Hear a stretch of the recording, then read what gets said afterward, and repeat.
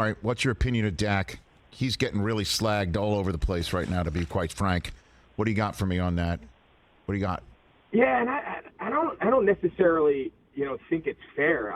I've always been a big fan of Dak. I like him. I like him personally. Every time I meet with him for production meetings and whatnot, I come away really just impressed with his demeanor and his approach and his mentality.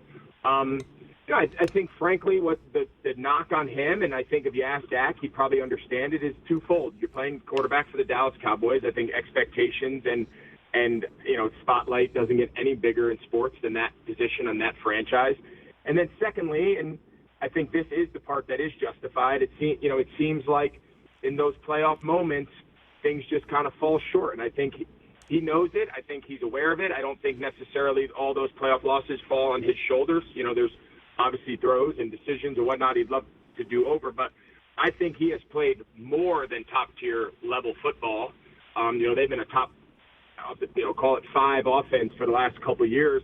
I think transitioning to Mike McCarthy now calling the plays, I think is going to be a fascinating storyline. It's one that I know we're going to be following. We'll call a million Dallas games this year, which always makes it fun. But, Kellen Moore, he wanted to throw it. He was going to put the ball in Dak's hand as much as he could. And when you throw it 40-plus times a game, you're going to have a couple turnovers. You're going to have a couple picks. I don't necessarily think that's going to be their kind of their process this year. I think they're going to be more of a run. They're going to be a little bit more balanced, a little bit more conservative.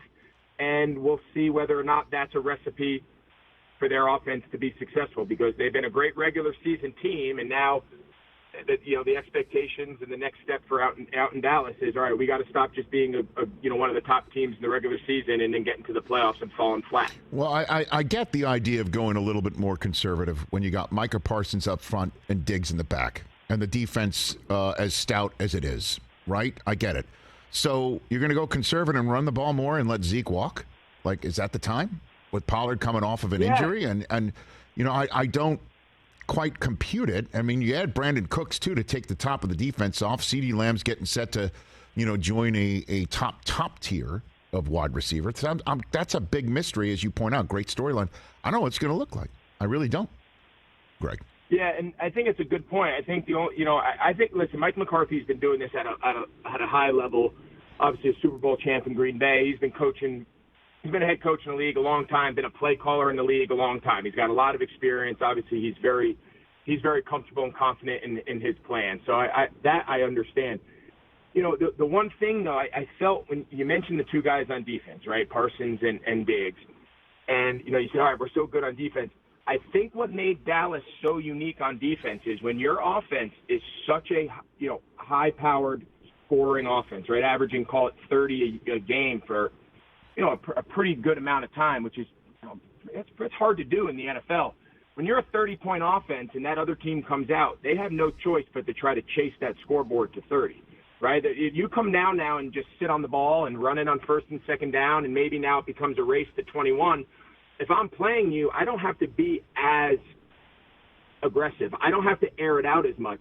All of a sudden now if I can ground and pound to match your ground and pound, I pretty much eliminated Diggs and Micah Parsons from being as impactful in the game. See, if I'm Dallas, I want to get a lead early. Right. I want to make this a track meet and say, okay, match me score for score. Go ahead and drop back 35 times to try to meet me, because I got one of the best pass rushers and one of the best defensive backs.